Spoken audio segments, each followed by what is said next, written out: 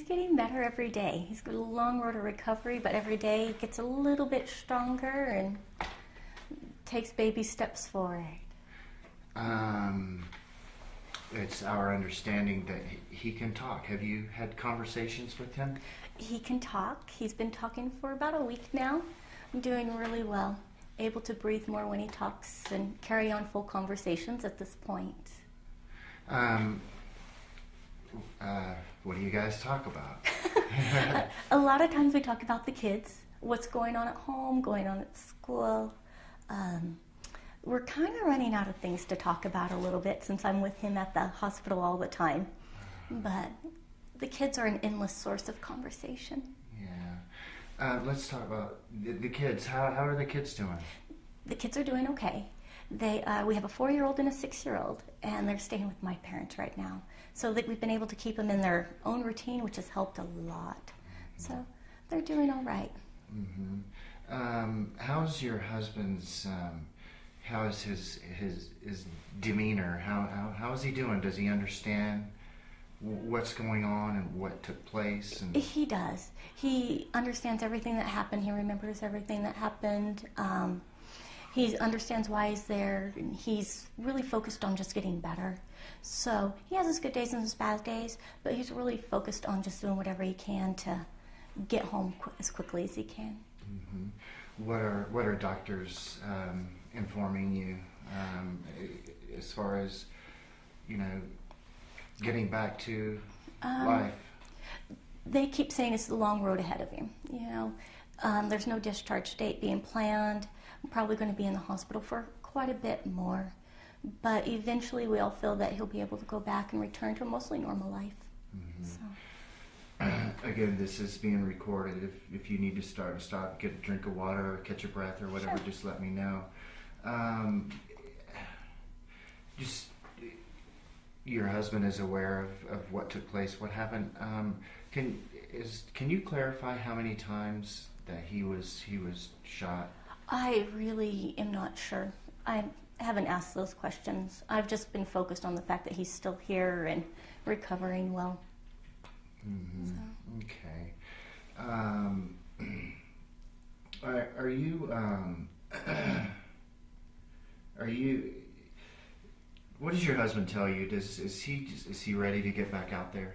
He is. He really is. He's ready to go back and be with his team again and all of that. He's ready to go back to work. He's planning for it.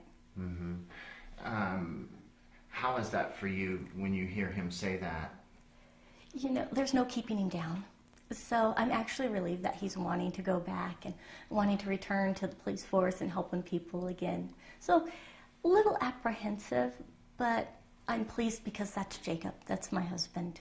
And that's what he'd want to do. And it makes me happy that he's wanting to get back to it again. Mm-hmm. Do you recall where you were, what you were doing when you got the news? I do. I remember very vividly what I was doing, and I had dropped the kids off at school and was at work myself. I'm a physical therapist, so I was working with different patients when I got the call that they needed to take me into town.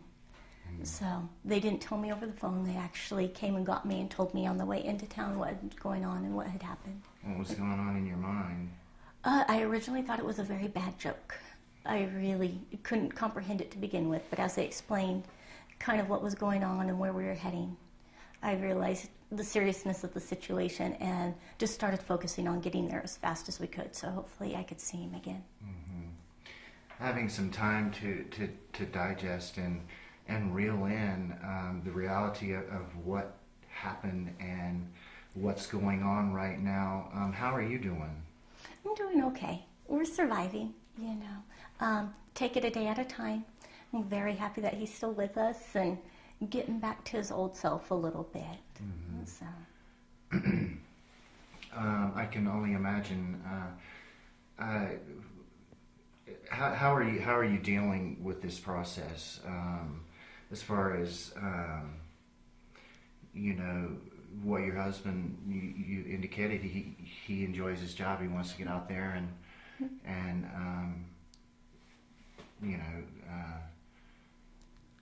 fight crime. Right. are you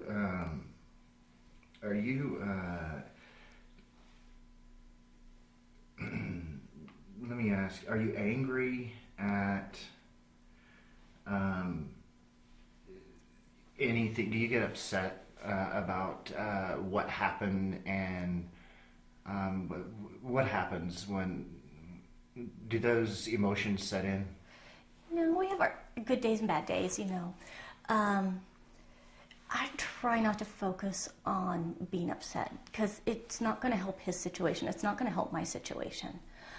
What happened is happened, and focusing on his recovery is probably the best thing and the most positive for him. If we allow us to dwell on the anger, that's not going to get him any better. So, I've come to terms with what's happened, and like I said, just focus on what's his recovery is. Okay. If Damian Bailey or Edmund Vester is watching this interview, what would you like for them to hear? What message would you want to get across to them? Well, I would hope that maybe this has been a opening moment for them, and maybe they can try to get off the drugs and start a better way of life. It tears families apart. Literally, from my experience, it tears families apart. And if they could change and go back to school, or I don't know that much about them, but I just hope that maybe they'll stop selling drugs and do what's right for them. Mm-hmm. What has your husband told you anything about what happened on that day? And he and I have talked about it. Yeah. Can you talk about that conversation with us? He just kind of explained to me what he remembered, and because he wanted me to know as well. So he told me what he remembered and kind of his feelings beyond that. But really, I don't think I can say much about what he told me that day. Mm-hmm. He obviously has a dangerous job. Do you guys think about this? And are you aware of the danger that in his job? It's one of those things that you always hear every day. Make sure you tell him you love him before he goes. Make sure you give him that kiss. And I've always known how dangerous his job is, but it's never really been that real for me. Mm-hmm. So every morning we'd hug and say, see you in the evening, and go about our ways and see each other until this. So this was one of those eye-opening moments that, it really is very apparent how dangerous their jobs are and how dangerous his job is and how fleeting everything can be. Mm-hmm. Are you satisfied with the way that the police department is handling the investigation and how everything went down? The police department has been very good with me. They've been very upfront from the beginning about what happened and what they're doing to protect my husband's identity and follow this through to its natural course. Okay. So I am actually happy with what they're doing and what they're currently doing about all of this. Mm-hmm. What is your, I don't know if you can talk about this or not, the Albuquerque Police Department has been scrutinized. They're under the microscope of the DOJ. What do you think about that? And then what do you want to tell our viewers about your husband, what your husband does, why he does what he does, and with the police department being under the microscope of the DOJ? Albuquerque Police has been under the microscope for quite a while now, and it makes it hard, having that constant watch over your shoulder. It makes it hard for everybody's job if they're constantly being watched. But they're out there trying their best every day. They're giving everything they have to make the community safe. You have a couple of police officers that have made poor decisions in the past, and they're being watched and it's being televised all the time. But the majority of the officers out there are good people. They've got families, they've got homes themselves, and they're going out every day trying to make it so we're safe. So our homes are safe, our streets are as drug-free as they can be, so that way our children are safe and can grow up healthy and strong. And that was the big thing with Jacob. You know, he wanted to make sure that all the kids out there have a safe start to their life, where they're not being pressured to buy drugs, they're not living under the influence of families under drugs and all of that. That was his big goal, is to make sure that the kids were safe, you know. He has 2 kids of his own, we've got our kids. That's his big goal, is he does not want them to be injured or hurt, and drugs are one of the easiest ways to fall into that trap of getting injured and hurt. Mm-hmm. So he felt like every day he was going out and doing what he could to make the world a better place. Mm-hmm. Just in the big picture, what is it that, what outcome do you want to see from all this? You know, safety is always a big goal. I'd like people to think maybe before they go out and are selling drugs or out with their neighbors, and look at the consequences, what consequences are going to come from this action. You know, I think if everybody thought a little bit further ahead, then maybe we'd all do a little better. Mm-hmm. Do you have anything you'd like to say to just the citizens of Albuquerque? And Yes, actually, I'd really like to thank the citizens of Albuquerque. They have just been so generous in this time with us this last 5.5 weeks. They have given us cards and support and have just been amazing and so helpful.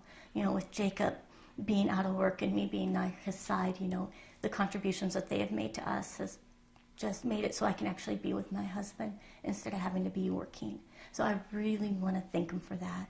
You know, the command staff and all the individual police officers that have come out of their own pockets to help us, and the support we've received at the home to help with the animals and the lawn care and all that has just been amazing.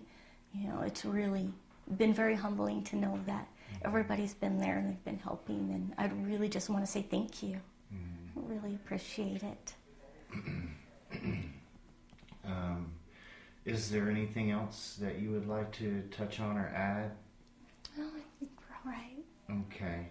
I don't believe I have anything else. I appreciate your time. Thank you. Was this your idea to come forward and to talk? And how did this come about? I wanted to say thank you to the community. Like I said, they've been so generous and so helpful that I really wanted to come forward and thank them. And this was one of the better ways to be able to get it out there and say just thank you so much. I know that a lot of people have been concerned with my husband and what he's been going through, and you know, just being able to say, you know, every day he's getting a little better, getting a little stronger. He's got a long road ahead of him, but we're going to make it, and I appreciate that.